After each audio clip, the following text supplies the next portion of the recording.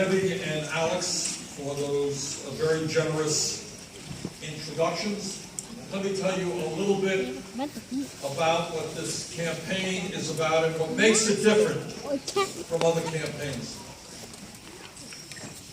When we began about 7 months ago,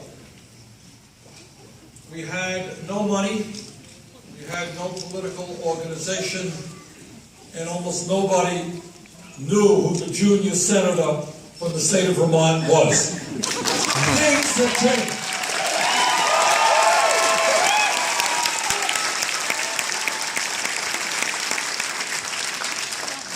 When we began, a lot of the media said, well, he's a nice guy, it's interesting, be entertaining.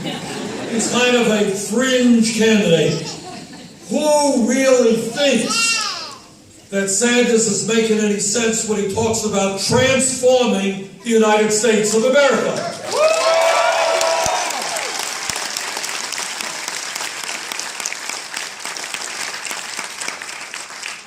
Well, we began going around the country, and we had really wonderful turnouts here in Iowa and in New Hampshire and all over the country. By now we've talked to some 400,000 people. One end of the country to the other. We had some of the largest turnouts here in Iowa, New Hampshire, all over America. And when we began the campaign, we made a very important decision. We said that, look, I don't represent the interests of corporate America. I don't represent the billionaire class. I don't want their money. We are not going to have a super PAC.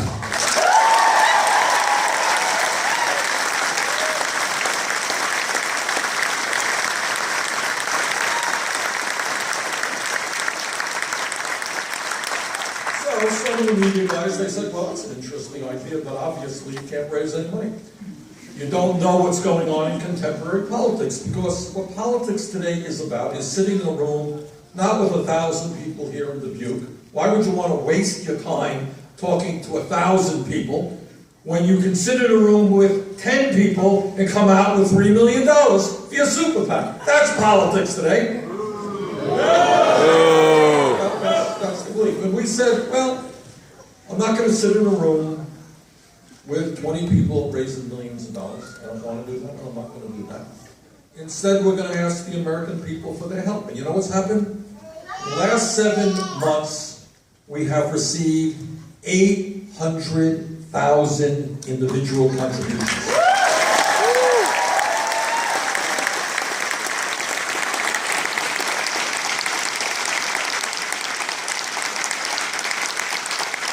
That is a higher number, more people, than any non-presidential campaign in history. And do you know what the average contribution is? It's about $30. $30.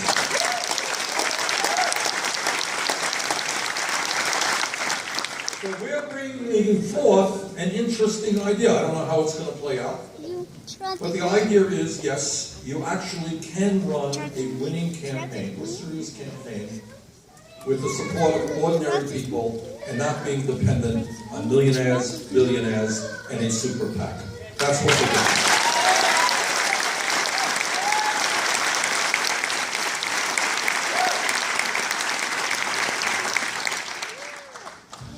And the other thing that we have done is also interesting. And that is, I remember when I was out on the West Coast, some guy came up to me.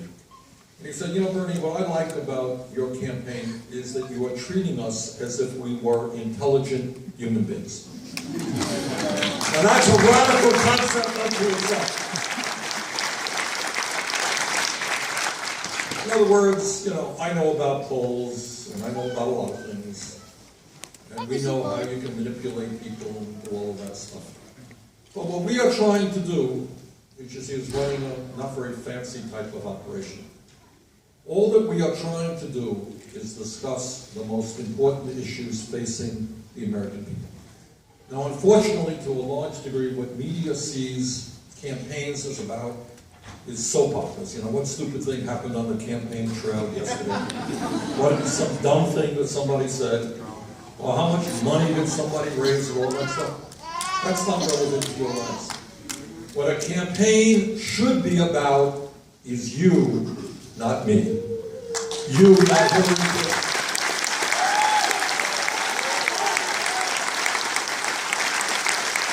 And I know this is a very radical idea. Maybe the campaign should be about the American people and not Donald Trump. I know.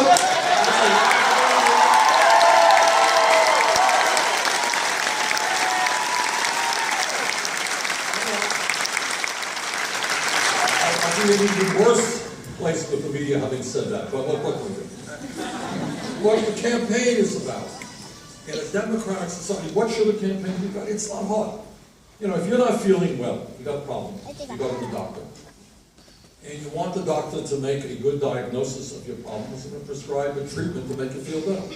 You know, in a democratic society, that's pretty much the same process we should undertake. What are the problems? Why are we not doing well? What do we need to do well? And let's go forward. Now, the problem is that a lot of these issues are more complicated than a 6-second soundbite. And a lot of the issues that we choose to raise end up in conflict with corporate America and the corporate media. But you know what? We're going to talk about those issues anyhow. Yeah.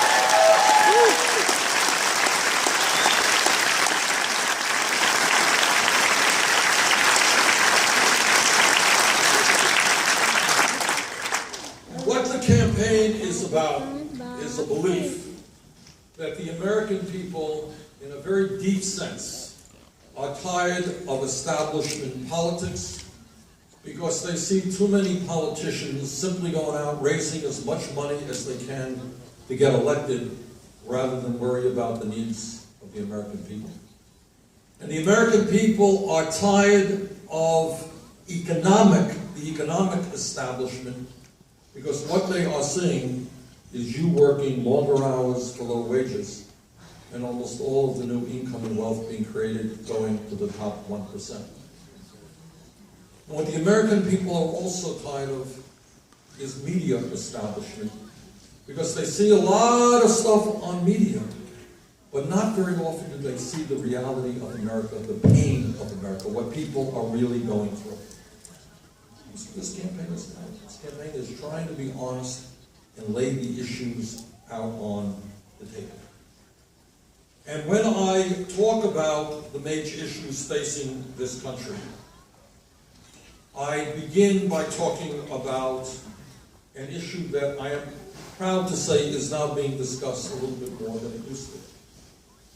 And that is the issue of income and wealth inequality, which to my mind is one of the more profound moral issues of our time, economic issues of our time, and political issues of our time. And here's what the story is.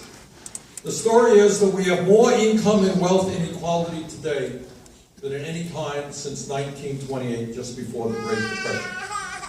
The story is, and I'd like you to hear this, the top 0.1% today own almost as much wealth as the bottom 90%. Report came out a couple of weeks ago. Top 20 wealthiest people in this country now own more wealth than the bottom half of America, 150 million Americans. The story is that despite a huge increase in technology and worker productivity, most of our people are now working longer hours for lower wages, and median family income today is $4,000 less than it was in 1999. The story is that the reason that so many people are angry is that male wages have declined precipitously in the last 40 years. And female wages have gone down also in the last 10 years. And people look around and they say, what's going on? We are the wealthiest country in the history of the world, Why should people in Vermont and Iowa have to work 2 or 3 jobs in order to bring in enough money to take care of the families? Why should we have to work in America now the longest hours of any people in the industrialized world? Do you all know that? Japanese are very hard-working people. We now work longer hours than the people in Japan. Some of you remember reading the textbooks when we were in high school. Remember those textbooks? Workers were marching for a 40-hour work week. Remember that? 100 years ago. 1950, workers went out on the street. They said, we are not beasts of burden. We're not animals. We're human beings. We can't work all the time. We want to spend time with our kids, with our families. We want to get a better education. We want a 40-hour work week. Well, you know what? Vast majority of men and women in this country are still looking for a 40-hour work week.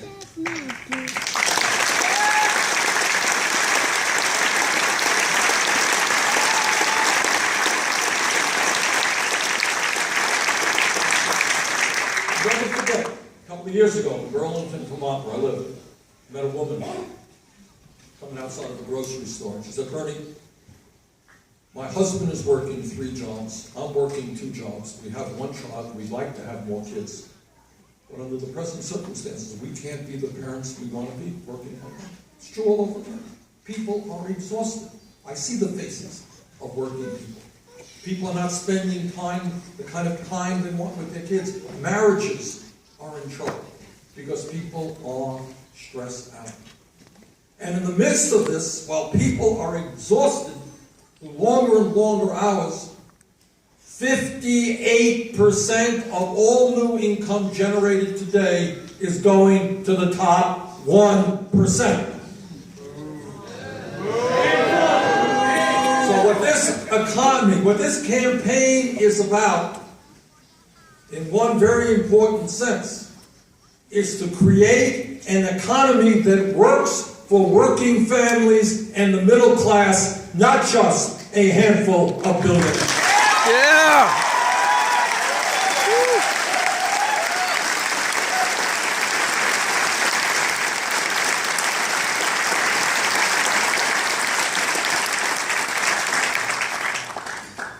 Now, the truth is, many people would like to do good things,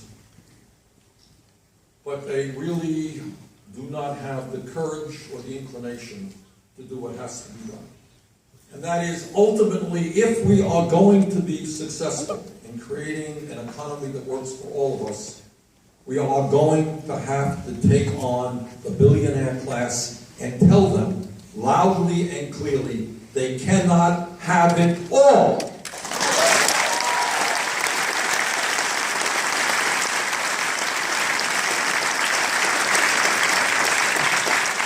They are not going to get huge tax breaks, and Trump and many of these other Republicans want to give over $250 billion over a 10-year period in tax breaks to the wealthiest 0.2% by repealing the estate tax. Boom. So we are not going to give huge tax breaks to billionaires while children in America go hungry. Ain't gonna happen.